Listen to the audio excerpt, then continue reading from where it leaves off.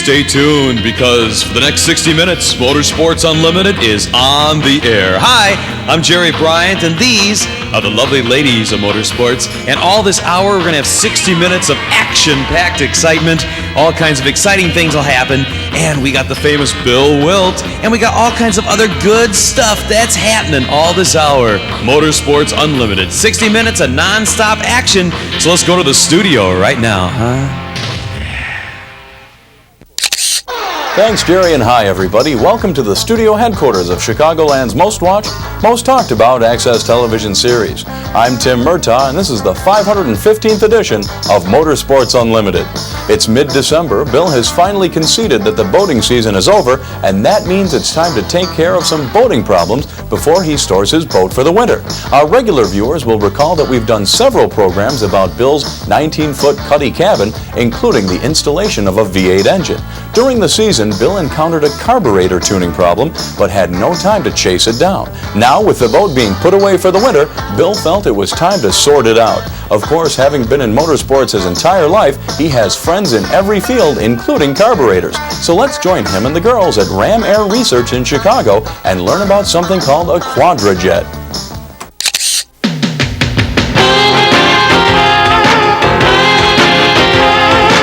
One of the real advantages of doing Motorsports Unlimited is that I have literally unlimited resources to solve any technical problems that I might come up with. Peggy, what am I talking about? Did you lose something and you were supposed to have it here today? No, not at all. What I'm talking about is, you remember that we've been through with the boat. Now, you remember with my 19-foot boat that last year we showed the audience how to winterize it, and then we pulled the motor out of it because the motor was damaged, and it had a 4-cylinder, 140 horsepower I.O. You remember all that? Mm-hmm. We pulled the motor out. Right. And then what did we do during the winter? Well, we had to work on it the right way. Well, we built a V8 for it. Okay, but what I was referring to is, I thought you were supposed to have a brochure or something today that you had lost. No. And you had to get it done anyway, and if there's a will, there's a way with you, Bill. Okay, yes, she's right. What she's talking about, okay, it's, Sorry. I get it now. No, I don't always, wait just a minute, I don't always follow along here. What she's talking about is, we go into the program, what you're going to learn today is that there was a magazine article about the problem that we're going to try to solve today, and the magazine article was like 18 years old, and a friend of mine was supposed to provide the article. He couldn't find the magazine, but lo and behold, last night, Strott, one of our friends, Strott, found a magazine, same article, Xeroxed the copies to me, so we got all that part of it is done. Oh, okay. But what I want to get at is what our problem was. Now, remember during last winter, we built went out by Platania's and built the V8 engine, the small block V8 for the boat? Right, mm-hmm. And then we went down to Gary Matevich, and he put all the marine parts on it, and we put it in the boat? Right. And then we went out and used the boat? Mm-hmm. Do you remember the one problem that I was complaining about with it? Wasn't fast enough? Oh, no, well, they're never fast enough. They're never fast enough. And it's No, I don't remember what the problem was, though. Okay, one of the problems that I found out on the boat was that if you hammered the throttle right off the line, the boat would pull fine. The acceleration was good, the thing idled perfectly and all that. Problem was, run along down the river at half throttle and then hammer the throttle, and the thing would literally fall on its nose. And when I say fall on its nose, I mean the engine would almost stop running. It would go into such a lean condition, and then it would pick up. Now, I had a great way of solving the problem. You probably don't remember, maybe you weren't involved in all this. I got a hold of Gary Matevich, and we just took the carburetor off of his boat. You don't remember any of that? No. Okay, so what we've been using when we did the boat shows is we've been using Gary Matevich's carburetor on there because he says, well, I don't think I'm going to be able to get mine going. And then he did get his going. He said, Bill, I need my carburetor back. And I said, Gary, I'm using it. So now what? Well, I still got his carburetor on my boat. He had to find another one. Well, you're going to get your own? That's what we're getting Okay. close. We're getting close. Now, here's the problem. The problem is we need to solve the problem. I've got my own carburetor, and it's a marine carburetor, and it's the right carburetor. It's a Quadrajet that they made for years and years and years. The problem is we obviously have some kind of a tuning problem with it, and I am hesitant to explain it this way to the audience because most people blame their carburetors for things that are not the carburetor's fault. Everybody blames everything on a carburetor because in a car, your foot is connected to the gas pedal and you step down and if you have a misfire or something, you think it's the carburetor. Well, these days, don't we have fuel injection more? So it's like the carburetors are slow but sure getting extinct or whatever? You're exactly right, but there are still many applications that use carburetors. For example, older boats, cars and- older yeah. cars, boats, high-performance Exactly. cars, almost all stock cars, they don't allow fuel injection. So there's still lots of carburetors around. So the problem is Gary wants his carburetor back. Gary's boat is running. So what I did was I said to myself, let's take advantage of Motorsports Unlimited resources to solve this problem. So we got Alex on the program, and Alex happens to be a carburetor expert. Alex, how are we going to approach this? Let's just ask a lot of questions, because I am not a carburetor expert. Oh, I'm sorry, fuel injection. Yes, that I am. Well, I'm only kidding. We've got little Michelle over here. Michelle, you're quite familiar with carburetors, but not carburetors for you? Nope. Oh, no, that's right. You live by Wilmot Speedway, and Wilmot Speedway runs the sprint cars, and they all run Hillborn injection, so it's not likely you'd be a carburetor expert. Right. Peggy, what do you think? Can we find any carburetor experts? You are, Bill. Well, I've got somebody that's actually, and this pains me, you know my ego, this pains me to admit this, I've got somebody that's actually better than I am on carburetors. Maybe I'm saying that for the camera, maybe he is. First of all, I want to introduce the players on today's game, because we are going to all learn from today's experience, and if you would, Chuck, tell the folks who you are again. Chuck Polochuck. And Chuck is the guy, you've seen him on the program many, many times. He's the fellow that has the youngster, Joey Polochuck, that wants to get to Indianapolis. That's a very serious go-kart racer, and you've just gone into the shifter karts and just came back from Vegas, right? That's correct. We did. We went to Las Vegas and competed against the best in the world. And how'd you make out? We finished 5th overall. Not bad. First time in the shifter. He's still learning how to shift. Yes, he is. He's still learning how to shift. It was a real experience. You got to be pretty proud of him. Yes, I am. Okay. But what Chuck's real job is Ram Air Research. And Ram Air Research, I'm going to see if I can shorthand this real quick. Ram Air Research got more advertising on our program than you could possibly imagine, because for some reason at Great Lakes Dragway, there was a sign on the tower that said Ram Air Research, and when we shot all of our drag racing footage up there, I always saw the sign in there. I always assumed it had something to do with induction systems or something like that, but it didn't exactly say carburetor rebuilder to me, and in fact, that's what you are. That's correct. Because years ago when you started, you were doing the Ram Air Pontiacs. That's correct, yeah. Ram Air Research actually started out as a Pontiac performance group. And gradually just kind of blended into just doing all carburetor rebuilding. That's correct. Okay, but so the Ram Air Research always kind of confused me as to what that was, but that's what Ram Air Research is. So I want to take advantage of our friendship with Chuck Polochuck. And how many years have you been doing this? Well, I'm 43. I've been doing it since I was 9. So you've got a few years doing carburetors? Yes, I do. Okay, and you are? My name is Rosie. Rosie, how long have you been doing carburetors? About 26 years. Hold on. And you are? Hector Velasquez. How long have you been doing carburetors? Well, no, not that long, because at your lane, because Mr. Jose got some experience and Mr. Chap has some experience. These are the guys with the experience? Yes. Okay, we've got some years of experience here. You've heard me outline the problem. In fact, I called you right away when I had the problem. You've heard me outline the problem. Is this something we can solve and help our audience, so if they have the same problem, they can solve this? Yes, there's some basic steps that we're going to go through here today to solve this problem or problems that may relate to other people that have the similar problems. Exactly, and essentially what the problem is, as I just explained a few minutes ago, is the thing was fine at idle. It was fine when you first hit the throttle, like pulling up a skier, that was fine. But running along about half throttle and really hammer the throttle, it literally fell on its nose like you shut the fuel off. You right away identified that problem as? As a lean condition. As a lean condition in the secondaries. That's correct. Usually, the area that you described at half throttle, you're already beyond the primaries and starting to move into the secondaries. So once you identify the area of problem, it's pretty easy to go in and identify the circuit. Okay, we've got a question here. When a girl on Motorsports Unlimited has a question, as we've explained before, we always stop. Yes, Peggy? Now, he said primary and then secondary. What is that? Perfect. Oh, I'm glad. This is what we've got the girls on the program for, because I will bet that most people at home don't know what we're talking about. Dawn, go ahead and tell them. Primary, and what was it? Primary and secondary. This is why we've got Alex here today. Go ahead, Alex. I have no clue. Dawn. Wait a minute. Let me get the mic to you. Are you talking about valves or something? We're talking about carburetor. Carburetor, okay. Primary and secondary. Because I'm kind of like, I know what the carburetor does. It kind of like mixes air and fuel. What a carburetor actually does, hold on a minute. What a carburetor actually does is when a volume of air is going through it, it meters fuel into that airstream. It meters fuel into the airstream. What makes a carburetor is the fact that it doesn't pump air into the airstream. The airstream that's going into the engine is going to consume the air and mix the fuel and air and then ignite it. The air going through it has to have fuel in it, or there's nothing to burn. as the air goes through the carburetor meters fuel into it. And what makes it a carburetor is that it doesn't force the fuel in. What makes the fuel flow is the fact that this air going through is a low-pressure area, and as related to the air outside, which is a high-pressure area then, conversely, and that makes the fuel flow from the float bowl into the throat of the carburetor. Are we? No, I know what you're saying, exactly. Okay, Alex, go ahead and give us the rest of it. Primary, secondary. I'm still going to ask him because he's the expert. I have no idea. This is going to take a lot of explaining to folks, but we do want people to understand. Primary, secondary. Primaries of the carburetor are basically the front half of the carburetor, which is where you drive most of the time. The secondaries are designed for increased power requirements. If you go full throttle, then you need additional fuel, and hence the secondaries provide that additional fuel. Well, not just fuel, air. That's correct. I'd like to describe the carburetor as basically a mass air flow sensing device. All it does is meter the air and the fuel based on the demand. Right. As the point I want people to understand, because there's a lot of confusion about fuel injection, it is a fundamentally different entity than carburetors. The reason fuel flows in carburetors is because of this low pressure area, and we've got a high pressure area on the outside, and the fuel will then go from the float bowl in through whatever metering device. There's idle circuits, there's mid-range passages and high-speed passages and all that, but it flows because of demand. A carburetor is a demand device. A fuel injection system is not a demand device. If you could turn the fuel injection on without the engine running, it'd squirt fuel in like crazy. It doesn't care about demand. It has to see that demand in an entirely different way.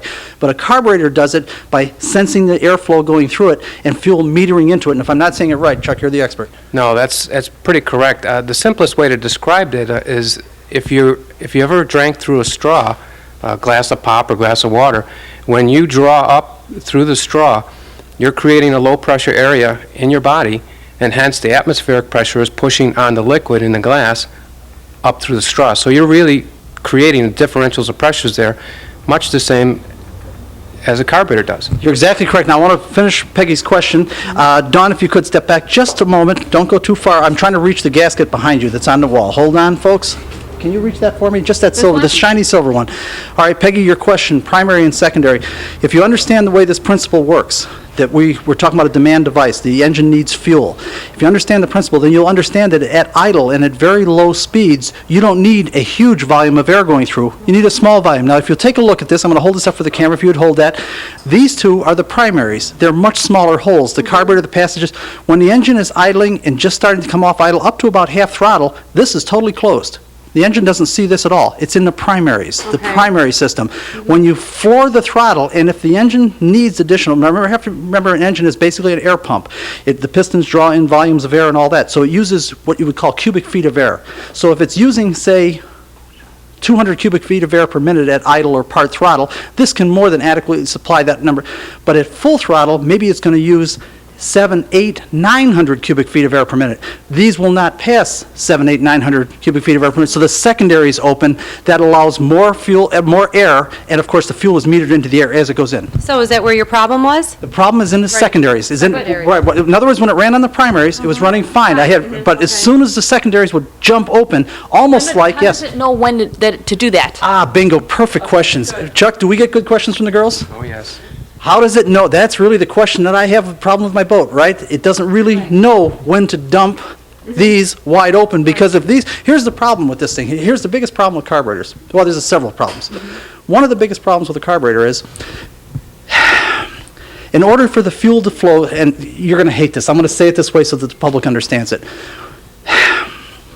You need vacuum for the fuel to flow. Now, he wants to say right away that it's not vacuum, it's a low pressure area as opposed to a high pressure area, but I think people will understand the word vacuum better. Okay, fair enough? As long as we all understand the physics, it's really low pressure, high pressure. Actually, it's differentials in pressure. It's differentials in pressure, but we don't want to do that because let's just say we've got a sucking thing, because I think the general problem, which is essentially the same thing, that's a differential in pressure. That's correct. I think if you take a balloon, when you blow a balloon up and you let it go, atmospheric pressure collapses the balloon. Exactly, but I want, for the purpose of our discussion, go ahead. Basically, it's pressure versus that's timing. You know, it's basically open because of pressure of some Well, sort. here's the problem with carburetor. Okay. When you hammer the throttle down, the vacuum falls off. You can actually see it on an instrument. If you've got a vacuum gauge and a manifold, if you're running along idling and you hammer the throttle down, meaning open all this up, we lost the vacuum. And what happens when you lose the vacuum? Now think for a minute. What makes the fuel flow? The vacuum? Vacuum is what makes the fuel flow? Yeah, correct. Okay, but if we hammer those open and we lose the vacuum, how does the fuel flow? It won't. Well, bingo, right? Are you following that? It won't, then the fuel doesn't flow, right? That's true. Okay, that's a problem with a carburetor. How do we get around that on a carburetor? We have a couple different controls that allow that to open based on demand. Right, but we also have particularly in the primaries, we have an accelerator pump. Yes, we do. On a All right. primary, on a Rochester, we have an accelerator pump on a primary. Right, okay, so what we do is, in order to combat this problem, they put a couple of like squirt guns in here. And squirt guns, we call it an accelerator pump. And we're going to show you these pieces. It's an accelerator pump, so that when you hammer the throttle and you lose the vacuum, we mechanically, in that sense, in that moment, a carburetor is a fuel injector. In that moment, just for that moment when you hammer the throttle. That's correct, because the air has sped up so quickly that the fuel lags behind. Precisely. So in that moment, for that moment while you step on the throttle, we squirt, like you're having a squirt gun in each bore, you squirt fuel in there. Now when the secondaries open, and these are much bigger, so we've got a much bigger loss of vacuum there. First of all, we want to control how rapidly they open. That's correct. Secondly, we might need to throw fuel in there too. That's correct. How do we do that on the right? Now, we're talking today, by the way, we should have done this at the beginning. This is a Rochester Quadrajet, perhaps one of the most popular four-barrel carburetors ever. Oh, yeah, absolutely. Okay. How do we control it on the Rochester as far as the secondaries are concerned? There's three ways it's controlled. There's a secondary air valve spring, which is called the air wrap. There's a secondary choke pull-off mechanism. And then the third parameter would be the engine load itself. Okay, so what he is saying essentially, when we jump on the throttle, these things are not mechanically connected. And on some carburetors there are. On some carburetors these aren't vacuum controlled. That's correct. They're mechanically controlled right from the gas pedal. Some of your performance-oriented type carburetors, the Hollies in particular, offer a mechanical secondary Yeah, carburetor. and they're called double pumpers. When you hear the term bubble, it means you got an accelerator pump and a secondaries too. That's correct. Right, you have a mechanical, so you have mechanical squirt guns here, here, here, and here. That's called a Is that double for high pumper. performance or Right, that'd something? be for high performance. So I was going to say, yeah. is, I had carburetor problems a long time when I had an older car. And I noticed like my car, I don't know what it would cause it, but it would like kind of like, when I wanted to put more throttle on to go faster, it would kind of like push. It's like, it would spit and stuff. So I'm wondering, what causes that? Well, You know? how about if your accelerator pumps are not working well? Maybe there's, Okay, it's isn't actually a it little dirty or plunge. something? Well, it might be a plunger in there, and the plunger might have the fuel squirting past the plunger rather than squirting into the, right? Yeah, very much so. It's a real common problem in plunger type or diaphragm type carburetors that use a diaphragm or a plunger type rubber for an accelerator pump. It's real common for those to wear out. Wear out, and that will cause you to stumble on idle. This is, but by the way, this is, Annoying. Yeah, When it's- you're trying to go on the highway and your car's like pulling back and you're like, come on. You know? well, this is why we're, yes. Well, don't they call that like a bogging effect? Where The car bog, actually the bogs? bog is the problem that I had with the boat, except I'm talking about a huge bog. I'm talking about running down the river, half throttle, hammer the throttle, kick the throttle hard, and the motor almost coming to a stop. The boat would almost come to a stop before it finally pick up and go.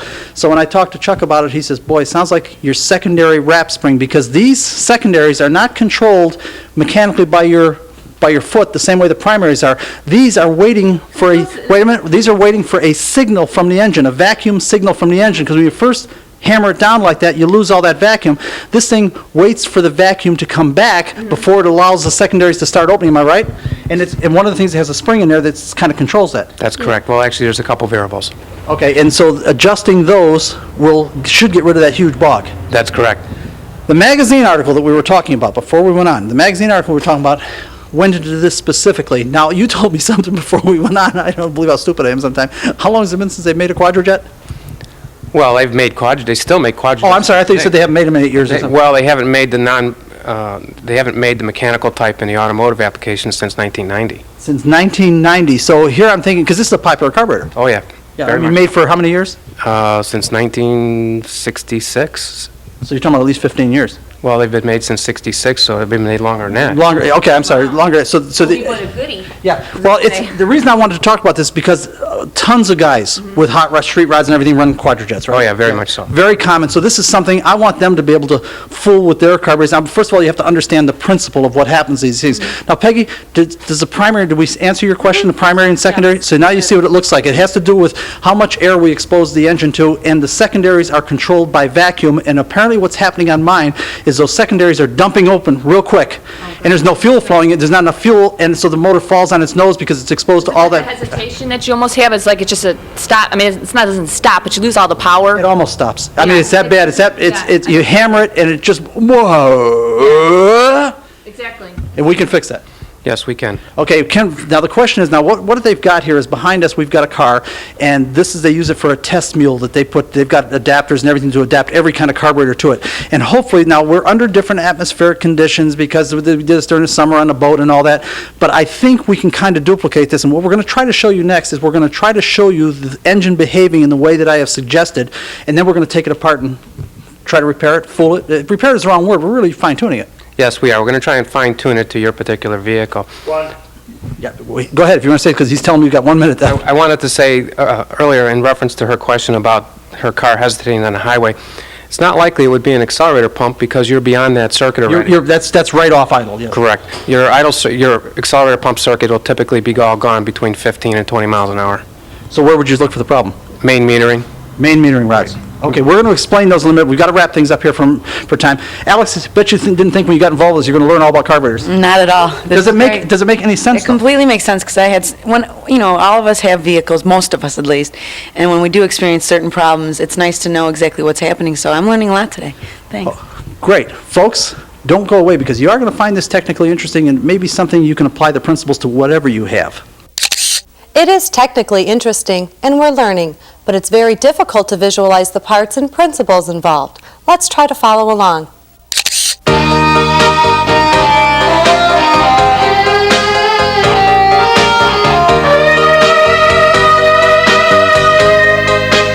All right. The girls are afraid that we're going to set their hair on fire, right? Yes, very scared. I have a lot of hairspray on it. I hope we're not going to do that. What we're doing now is the carburetor is set up on this engine. This is an engine that Chuck uses this a lot because you know this to be a good engine and you know how it behaves and performs, and so you've got a ton of adapters to stick all kinds of carburetors on here. This is my boat carburetor that's on, and a boat carburetor is not that much different from a automotive carburetor. No, actually, it more simulates a heavy-duty truck application, actually. Right, it has to do with, and we've explained this on Motorsports Unlimited before, it has to do with certain things you have to do for a boat because it's in a confined area. On an automobile, anything that drips out of the engine can go right down onto the ground. That's why you see those black lines on the highway going down the highway because of the drippings and all that stuff. In a boat, it's trapped in a compartment, so you can't have any gas fumes or anything like that, so it has to be vented internally rather than externally and all that sort of thing. That's absolutely correct. The internal venting on the marine applications is basically the difference between the two carburetors as well as the internal calibrations, but much beyond that, there is no difference. Okay, now we're going to try this, folks, and I hope we're going to be able to demonstrate this to you. Why don't you go ahead, Chuck, and kind of explain. Go ahead and lean over so I can put the microphone in your mouth. And if you would, guys, start the engine up. All right, what we're going to do is we're going to start the engine, let it warm up here for just a minute, and then we're going to attempt to accelerate with it, at which point the thing will either accelerate or backfire uncontrollably. Let's give it a shot. Go ahead. All right, what we're going to do is we'll let it warm up here for about 10-15 seconds, and then we're going to hit the throttle to simulate a wide open throttle condition.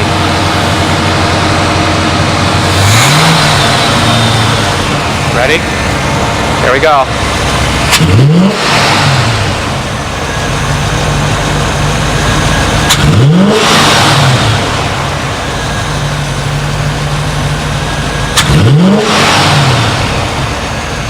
So far, it seems to be working fairly well. I know it backfired earlier, so we'll try it again. Okay, you go ahead and shut it down, guys. Tell them to turn it off. That's the problem on the boat. Not quite as dramatic as that, but that's the problem, is that the thing seems to be going extremely lean. Agreed? That's correct. And, you know, viewing it again here now, it looks like the linkage is actually hanging up more than anything else, because the first 3 attempts, the secondaries opened, and we didn't experience the lean condition.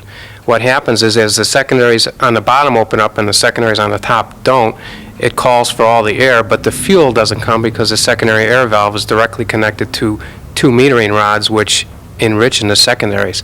So when the secondary air valve doesn't open, we have no additional fuel, we have all the air, no fuel, and we get the backfire. So you think it might very well be a linkage problem? Very much so. All right, folks, we're going to come back, we're going to take a look at this, and as soon as we figure out what's wrong, we're going to tell you what's wrong. As soon as the camera stopped rolling, we started asking questions. Bill realized more explanation was necessary. So let's learn a little more before the carburetor is removed.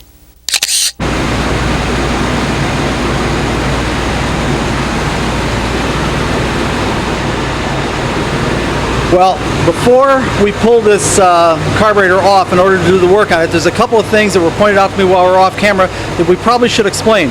I showed you before this gasket, which is for the Quadrajet. As you can see, you got real big secondaries and real small primaries. I want you to also know that there are many 4-barrels that are like this, where the primaries and secondaries are almost the same size. I hope you can see see the difference there. We've got the real big secondaries, and then we've got the secondaries that are not that much bigger. They're only slightly bigger than the primaries, and this, which is an earlier carburetor. Now, that's not the only kind of carburetors there are. Randy Block, who's paying attention to all this because he's doing the audio, said, Bill, you should probably explain that not all carburetors have primaries and secondaries. This is a 2-barrel carburetor. A 2-barrel carburetor does not have primary or secondary. They kind of both open together.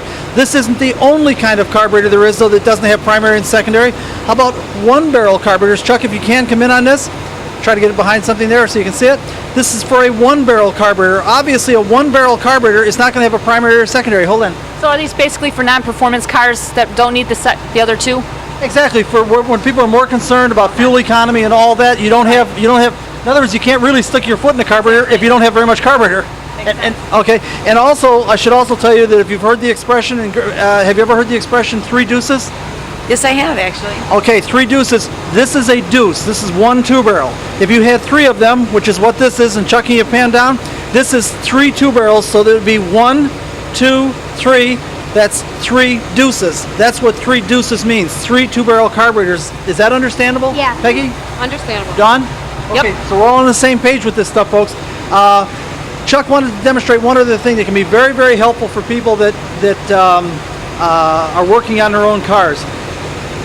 When the engine is running, you are supposed to have a specific amount of vacuum. If you come over here, we can see it on this device here. Now, you don't have to have a fancy machine like this. You can actually kind of tell it by ear. But you can see the inches of vacuum that you have here on the engine, and you can see the engine RPM here right around 900 RPM, switching back and forth from about 875 to 900. That's what it's idling at. Chuck, come on back over here now. If you give a vacuum leak, now understand the way a carburetor works. It's supposed to be metering fuel in the right proportion of the air going through. If it is not metering enough fuel in, it means there's really too much air in there. If it's metering too much fuel in, it means there's too much fuel. Now, if you create an air leak in that throat, that means if you've got too much fuel, the engine RPM should pick up because now you're taking advantage of the extra fuel that's in there. And if it's already too lean and you create a vacuum leak, the RPM should drop because now it's even leaner. Am I explaining it right? That's absolutely correct. And anybody can do this in their garage and determine very quickly whether or not the idle circuit, and then remember, we're only dealing with the idle circuit here. If the idle circuit is too lean or too rich by pulling the vacuum hose and creating a vacuum leak. Alex, when he says circuit, do you know what he means? No, I don't. Okay, Peggy, talking about circuit here, idle circuit. Go ahead and explain to Alex, she's new with us, what the word circuit means in there. You go ahead, Professor Bill. Oh, brother, I'm only teasing. I had a feeling the audience wasn't picking that up, what that was. These carburetors, in order to meter this fuel in, have lots of little ways of doing it. There's an idle circuit, meaning there's a passage for fuel to flow at idle. There's also a mid-range circuit. There's a high RPM circuit. And if you're having trouble idling, don't fool with the main jets because that's not your problem. You want to go to the idle circuit in the carburetor and find the problem in the circuit. Yes? I was just wondering, like when you control your idle of your car, does that have anything to do with it? The way that it's running, if you want to run it faster or slower, what would that be? Well, when you control the engine, the way it's running. Well, if you're talking about raising or lowering the idle, yeah. All that is like your gas pedal, like adjusting the gas pedal is all you're doing. You're kind of pushing the carburetor open a little bit. That's a little different than this. Now, Chuck, go ahead and demonstrate this because this is actually pretty effective. And this is something. I'm sorry, folks, we're in tight quarters here. So, Chuck, if you would reach over now, create a vacuum leak. What we're going to do here is just create a small vacuum leak, and this will dramatically show you the difference in the way the car performs. Now, did you hear the RPM drop? I now did. Let's check the machine over here. Chuck, if you would come over here. Now we have jocked down to 600 RPM, and look where the vacuum has gone. We've created a terrible vacuum leak in there. The vacuum is gone. The RPM has dropped, which indicates that this carburetor is running too lean, because when we made it leaner, the RPM didn't pick up, it dropped off. That's correct. So so it's we're doing- already running way too lean to begin with. It's already too lean to begin with. Somebody have a question? It's almost like you're letting the air out of the balloon.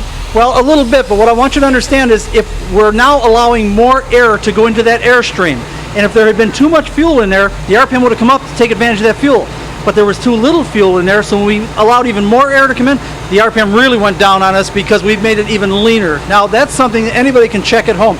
Alice, does this make sense at all? Yeah, and actually I have a question, because it sounded like then it also idled lower. Could it be to the point where it would idle to where the car would die? Oh, absolutely. It could do that. Oh, yeah, you create a serious enough vacuum leak, it won't run. If it's serious enough. Yeah, exactly. And what people will generally do to compensate that is what you were talking about. They'll have a serious vacuum leak, so to compensate that, they'll adjust the linkage to open the carburetor more. The engine doesn't really run very well, but at least it doesn't die on them all the time, and now they're hopelessly lost on what they're supposed to do. Anyhow, anything else we have to do here before we pull the carburetor off? Okay, I think we've explained everything, folks. Don't run away, we're coming right back. While Chuck and the guys pull the carburetor off for disassembling, let's take a moment to meet the girls on today's show. Hi, I'm Dawn Caberlin. I'm Alex Austin. I'm Peggy O'Donnell. And I'm Michelle Maria. Thank you, girls. Now the carburetor has been removed from the car and placed on the bench, as Chuck Polochuck is ready to show you how to disassemble a Quadrajet.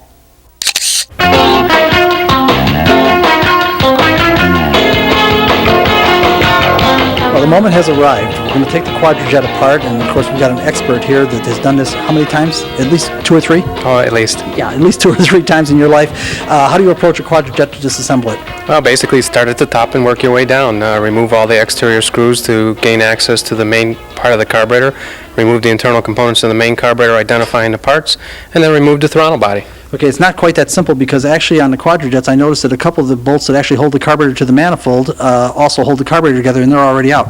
That's correct. Okay, and we should also tell our audience that we got a little bit of a head start on this. You took a couple of clips out and everything, so you wouldn't have to, some of the things can be a little bit of a pain in the neck. You got to bend the pieces around. Yeah, only so I didn't look like I was fumbling to get it apart. Exactly. So we want to let you know, folks, that when you approach yours, you're going to have a couple of clips to take off that you have to take off with a pair of pliers, that you have to bend them and all that. Yeah, we call them Jesus clips. Jesus clips. Because when you lose them, you have to pray to Jesus to find them. To find them, because I'll tell you where they're at. That hard to find. No, I'll tell you exactly where they're at. When you hear this, ping, start looking in the dustiest corner of the garage, because somehow it got there. Am I right? Yeah, as long as it didn't fall down inside the carburetor, and you make sure that when you put the carburetor all back together, you turn it upside down, make sure none of the clips are sitting in one of the throttle pores.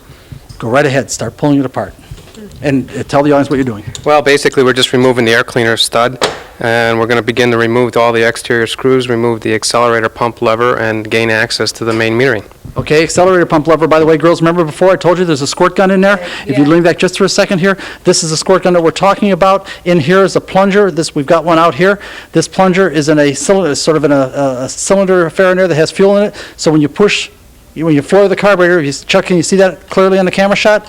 When you do this thing is actually squirting in there, and it squirts fuel into the primary thing. Remember I told you we lose the vacuum, so we manually squirt fuel in there. Go ahead, Chuck. That's correct. So you can see, you keep working, you can see if this accelerator pump, this rubber around here were worn out, that you wouldn't squirt as much fuel in, and you might get a stumble on the carburetor if the accelerator pump wears out. I might want to add that you want to either fabricate or purchase a tool. I think it's about a 1/16 of an inch drift that you would use to remove the roll pin for the accelerator pump lever.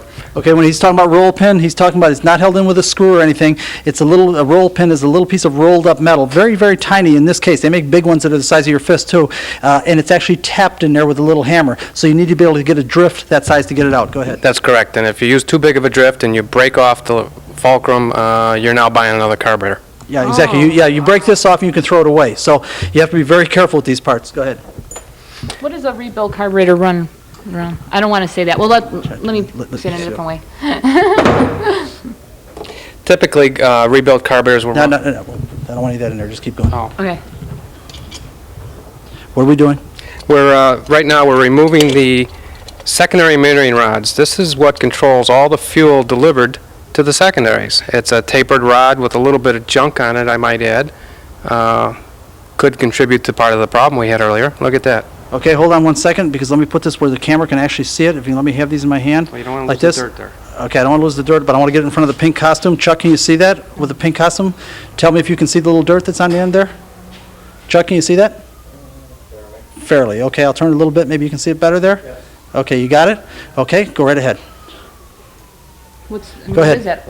Well, it shouldn't be there. Oh, That's correct. This is what's called a tapered metering rod, and it fits into a fixed jet in the secondaries of the Rochester here.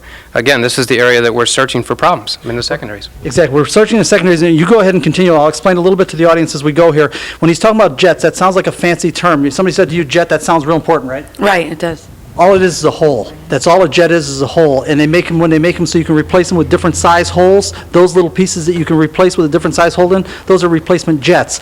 And when we're talking about the metering rods, they're tapered rods, it actually makes an adjustable hole. The metering rod goes down into the hole and it's tapered. So as the metering rod comes up, the hole, in effect, gets bigger and bigger and bigger, or smaller and smaller as it goes down. And you can also get different size needles with different tapers on them and different size jets.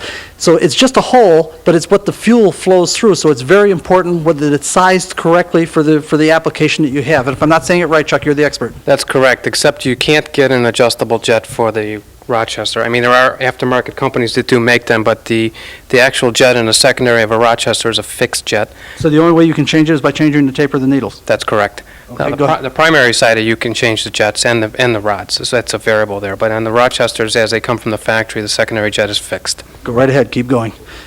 Again, we're kind of rushing this thing along a little bit, folks, because it takes a longer time for television. I'm sure this should theoretically take a couple of hours to do. Go ahead. We're removing the air horn assembly, and as we turn it over, one of the things we want to pay attention to is these various tubes on the bottom. There should be 4 of them, and in this case, we do have all 4. One of the things that I look for immediately is what's called a pullover tube.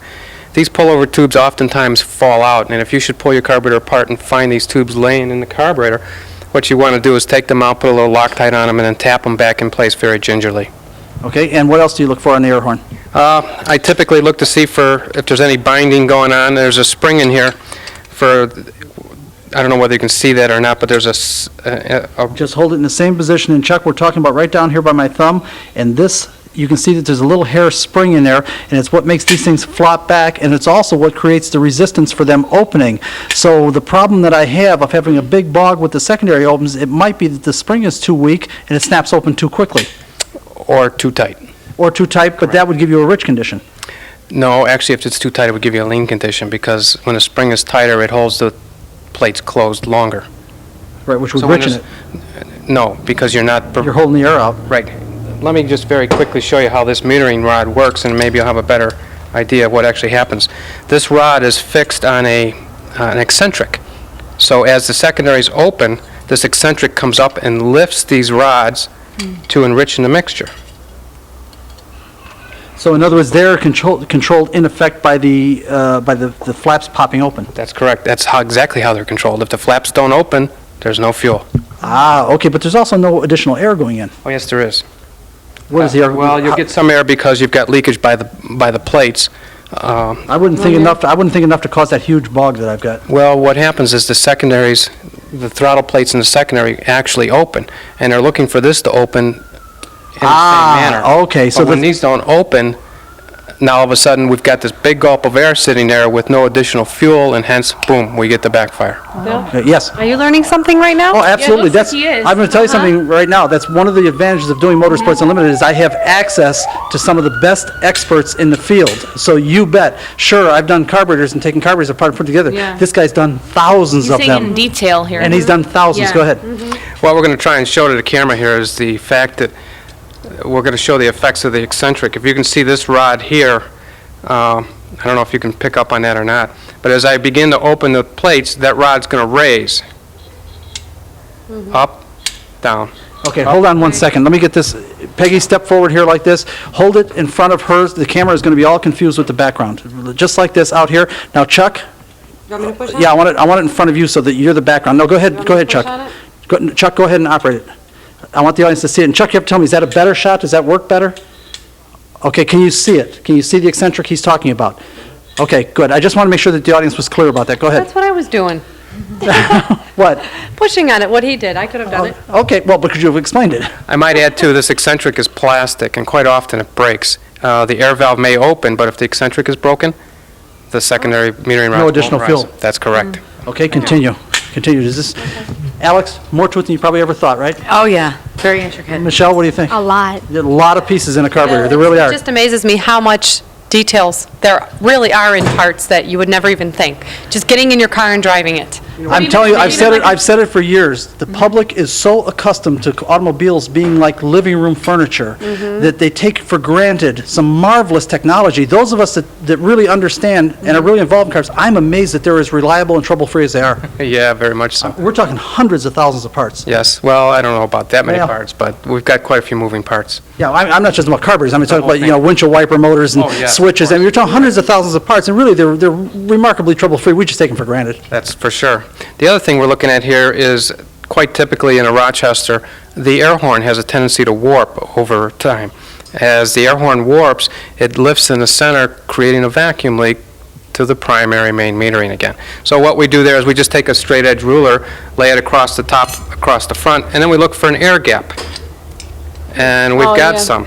Yeah, I could see it. It's not as severe as I've seen in some, but it's enough to create a problem if you were to use a thin gasket. So how do Can you fix see that, Chuck? Can you see that there's, yes, he's nodding his head, you can see it. How would you fix something like that? Well, there's a couple ways to fix them. Typically, if you could mill the entire air horn, Okay. which would bring everything Sand it back down, flat. That's kind of? correct. However, what happens is the air horn typically warps to Mm-hmm. the main body. So what we typically do is we go in with a slightly thicker gasket Okay. and to then just compensate cover for the it, yeah. leakage. Okay, compensate for the warpage. Correct. Go right ahead.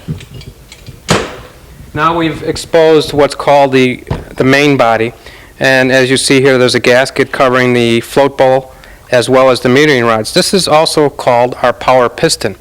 This is the power system of the carburetor. What I'm going to do here first is make sure that it goes up and down smoothly, and as you can see, it does. This works very similar to the way the secondaries work on the eccentric, only here we're using a spring, an engine vacuum, to either lower or raise these primary metering rods. I'm removing the gasket.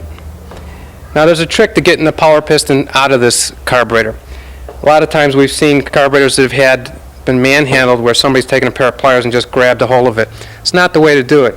Take your forefinger and just lay it on the top of it and let it slip off to the side and let it pop up, and let the spring pressure underneath it just push it out of the bore ever so gently. As you see, it's starting to come up. It's up.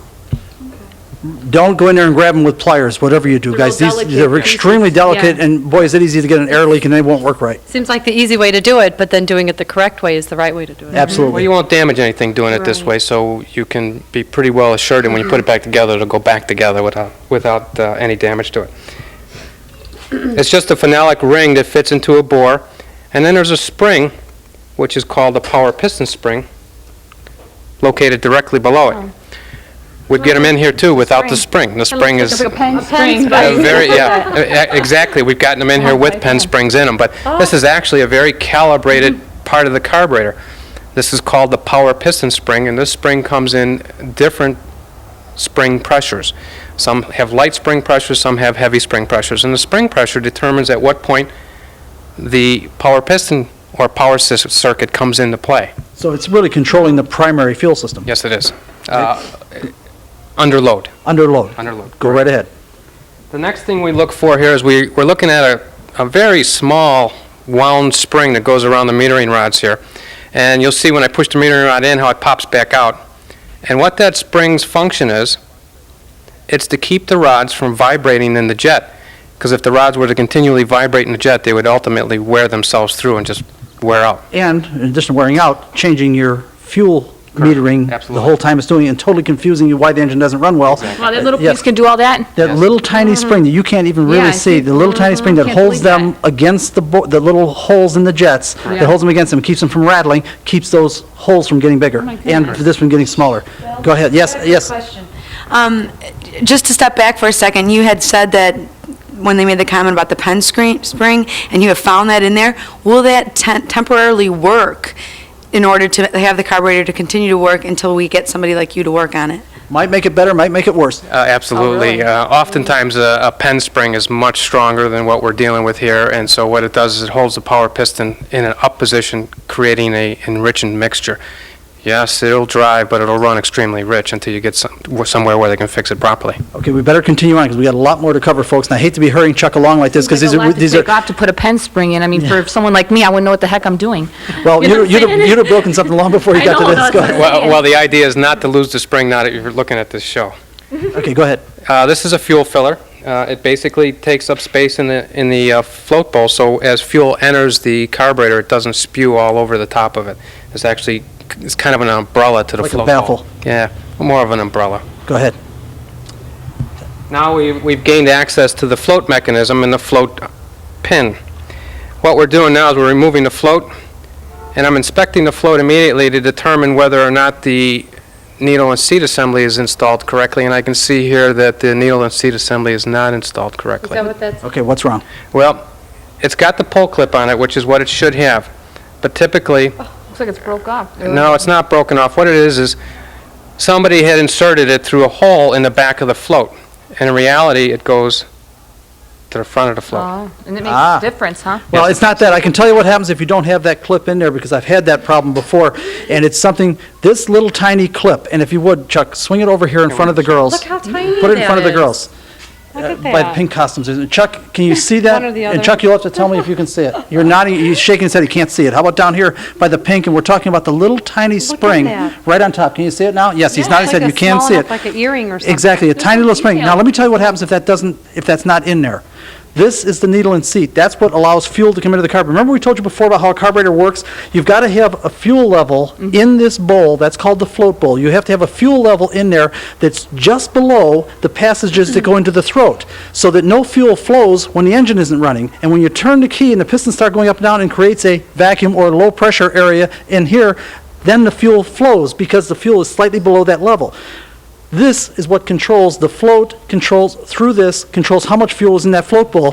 This is what seals the fuel from going in there. The problem is if you don't have that pull-off clip, the little clip we're showing you, this drops into the seat and the gasoline dries, sticks to the seat, and the float is now demanding more, but it didn't pull this up, and you can't get any fuel into the carburetor. That little thing can have you sitting on the side of the road. Oh, jeez. Very That little important. That little thing, very You know, the important. average person, I can't see fixing this. I mean, you have to, like, Well, hopefully get towed somewhere and you get have this fixed. we have enthusiasts that watch our show, so Yeah. we're just trying to give them the tips. Make sure that pull-off spring is there. Yeah, it's called a pull clip, and that's it. The design function is to keep the needle from sticking in the seat. In the seat, and if the needle is stuck in the seat, you will not get fuel in the carburetor. Bill, You cannot get it Do you in. think our cameraman Chuck Itzenthaler would be able to pull over if he found that and could distinguish that was the problem? I bet you could. I'll bet he could. I'll bet he could. Well, Bill, let me add to the fact that this pull clip typically will not have an effect on a running vehicle. If you've gotten the vehicle started, this pull clip is not going to be your problem. Typically, When you shut it off? this pull clip comes into effect when you shut the vehicle down for 8 or 10 hours.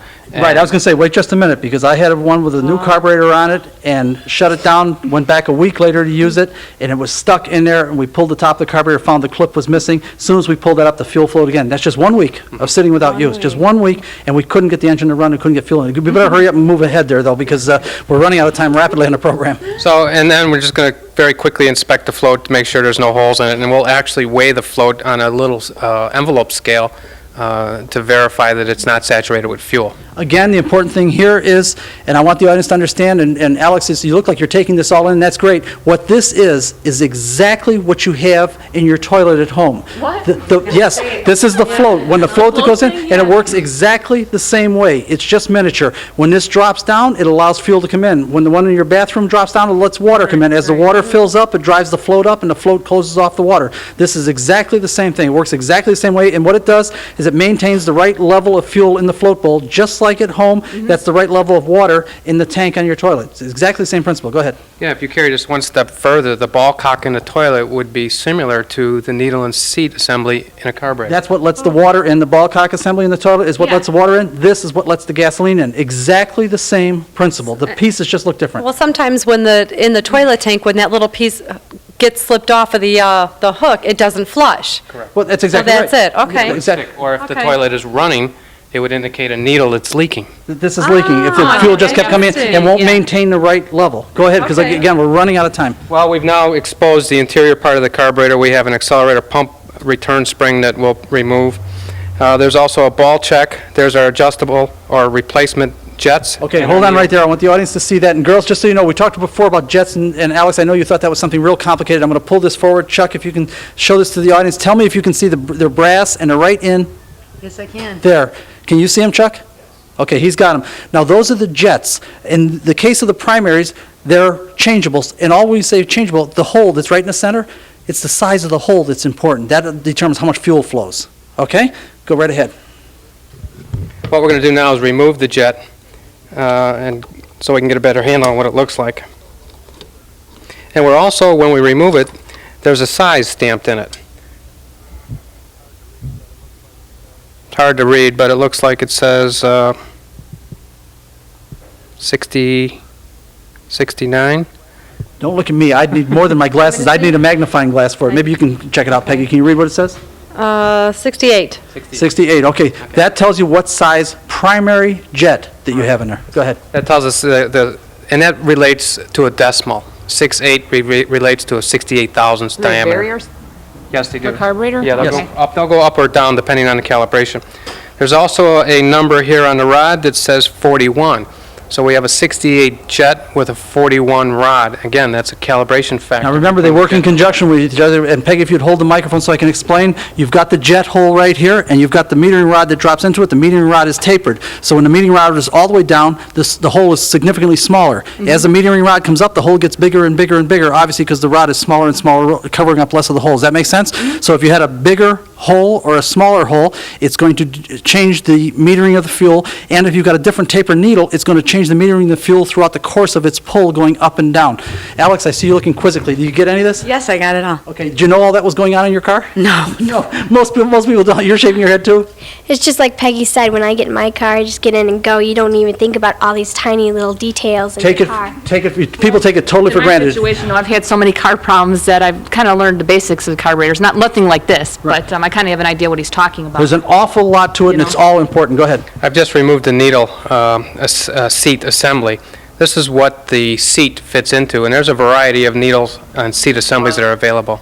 We have small, medium, and large, basically, and the needle fits into the seat like so. And what's in there, the needle is tapered on the end, and it has a Vicon tip on the thing. Correct. And what it does is it seals the hole off when the needle drops down. And when the thing lifts up, when the float bowl drops down, just like in your toilet at home, when it drops down, allows fuel to flow. The fuel coming in, the level rising, raises the float, and the flow has leverage that pushes that thing back on, closing off the fuel. Not that complicated. Now, we're getting in one. We've got to change tapes. That's what that means. Guys, what do you think? Everybody, are you guys getting this? It reminds me a lot of a sump pump. In what way? Well, the gauging of it, as well as when it should let go of any of the fuel or air or whatnot. I hear it going on all the time in my home, and now I see it actually happens the same thing in the cars. Float mechanism Wait a is very minute. similar. Yes. Yeah, the Yeah, float you're talking about the float mechanism, which I want to point out real quickly. The float mechanism is only one small part of the carburetor, and they're really getting frantic over there right now because we've got to change tapes, so don't go away, folks. We're coming back. Surprisingly, it all makes sense. I'm not saying we could rebuild a carburetor now, but we certainly understand them better. Let's learn more.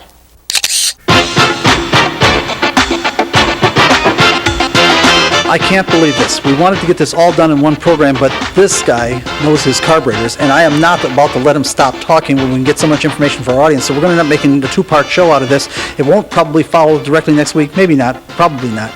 But we're going to come back and go through all the speed secrets and the stuff we're going to add to the carburetor and all that. But you had one more thing, and we've got to talk quickly here. What do you find here on the bottom? What we're going to do is remove the throttle body. There's some plugs that are spun in by the manufacturer that quite often leak. It's a real common area for leakage in the carburetor, and if you park your vehicle and leave it sit overnight, 8-10 hours, and go back to start it the following morning, and it wants to start like it's out of fuel, it's usually because these plugs have leaked fuel throughout the night, and when you go to start the vehicle, it is out of fuel. Okay, go ahead, and I'll explain it as you go along. He pulls off the body of the carburetor, and what he's talking about, folks, is the float bowl that we talked about. The float bowl has to have the fuel at the right level in there in order for it to start right up. If you have some kind of a leak in that float bowl where the fuel is leaking out overnight, now no more fuel is coming in, obviously, because the fuel pump isn't going, the engine isn't running, and all that. So you have no more fuel coming into it, and it's leaking out. Every day when you go to start your car, you got to crank and crank and crank and crank to get fuel pumped into the carburetor again to get it up to the right level. It'll start reliably. It's just you're spending a lot of time cranking an engine just to raise the fuel level in the float bowl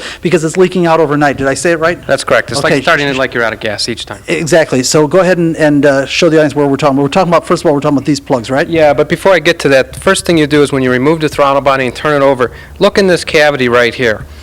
Quite often, if these plugs are leaking, this cavity will be full of fuel or have telltale signs of having fuel in it at some point. And I can see here that we look pretty dry.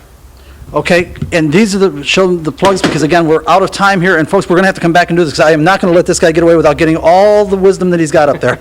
These plugs are typically spun in by the manufacturer. They lead directly into the float ball assembly. You have two very large plugs here, which are on the secondary side of the carburetor, and you have a couple smaller plugs up front. And quite often, from expansion, contraction cycles, and heat, these plugs will begin to leak. And we need to go in and seal them with a gasoline-proof epoxy. Okay, and I know that we're out of time now. They're getting crazy over there. Girls, if you would, step right over here. I want all four of you guys together, kind of nice and tight up against each other. Now, question real quick. Did you guys learn anything today, yes or no? Yes. Yes. Everybody learned today? Everybody have an idea of how complicated carburetors were? Yes. Okay, one last time. Tell the folks together. Don't go away, folks. We'll be right back.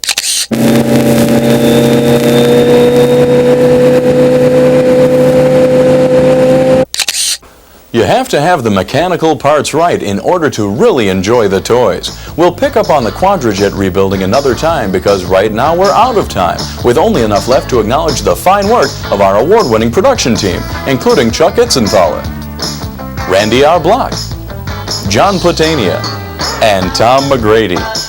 Special thanks to JBTV's Jerry Bryant.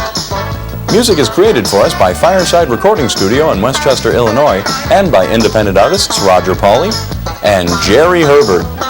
Of course, we have to take a moment to thank the stars of this edition of Motorsports Unlimited: Michelle Donnamaria, Don Caberlin, Alex Austin, Peggy O'Donnell, and our host, Bill Wildt. Me, I'm Tim Murtaugh, taking a moment to thank Chuck Polochuck and all the folks at Ram Air Research for helping us understand. I'm looking forward to seeing the Quadrajet go back together. Thanks for watching. See you next week. This program made possible in part by support from Hang Time Sports Bar, located on York Road in 290 in the Holiday Inn, Elmhurst. This program made possible in part by support from Merlin's Muffler and Brake, located on Manheim Road between Grand and Fullerton in Franklin Park, Illinois. This program made possible in part by support from ABC Auto Parts, located on Ashland Avenue at 138th Street in Blue Island, Illinois. Motorsports Unlimited is produced by Bill Wildt, president of the Motorsport Advancement Crusade. This program made possible in part by support from Racers Row Racing Apparel, located just south of I-80 on Torrance Avenue in Lansing, Illinois. This program made possible in part by support from Westbrook Auto Repair, located on Franklin Avenue and Dora Street in Franklin Park, Illinois. This program made possible in part by support from Jeff's Auto and Truck Repair, located on Quincy Street in Riverside, Illinois. This program made possible in part by support from Auto Brothers, Honda and Suzuki, located on Ogden Avenue in Lyons, Illinois. The Motorsport Advancement Crusade is a non-profit organization dedicated to the preservation and enhancement of motorsport.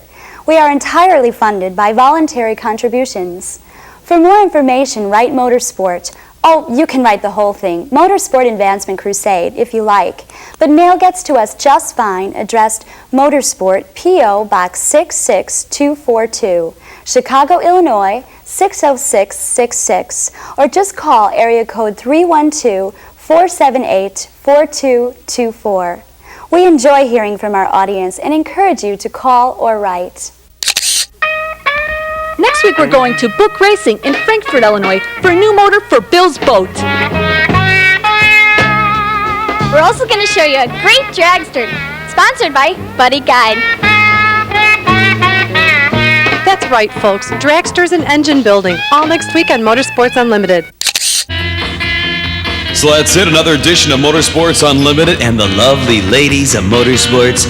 And be with us next week because we'll have something real exciting. Bill Wildt's going to have the lovely ladies, and just about anything can happen right here on Motorsports Unlimited. Every week at this time, we bring you the best in motorsports. So be seeing ya. Bye-bye. And keep on rocking.